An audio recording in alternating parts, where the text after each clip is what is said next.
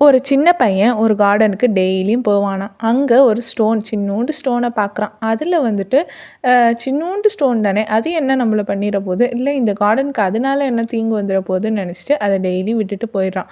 Daily ஆனா பார்த்துட்டே தான் போறான். ஆனா இன்னொரு நாள் செம்மையா மழை பெய்யுது. அப்ப என்ன ஆகுதுன்னா, இந்த கார்டன் ஃபுல்லா தண்ணி ஆயிருது. இத பார்க்குற இவனுக்கு என்ன நடந்துச்சுன்னு பார்க்கும்போது, அந்த ஸ்டோன் போய் தண்ணி போற இடத்த வந்து பிளாக் பண்ணியிருக்கு. இத பார்த்ததுமே இவன் ரியலைஸ் பண்றான். ஒரு ஸ்மால் ஸ்டோன் கூட பெரிய இம்பேக்ட்ட வந்து கிரியேட் பண்ணலாம். இந்த மாரி தான் நம்ம லைஃப்ல சில விஷயம் சின்ன ஹேபிட் தானே. இதனால என்ன ஆயிரப்போது? இது நம்மளுக்கு யாருக்கும் தெரிய போறது கிடையாது. ஸோ நம்ம ஜாலியா நம்ம லைஃப்ப லீட் பண்ணலாம்னு நெனைக்கிறோம். ஆனா அது அப்படி கிடையாது.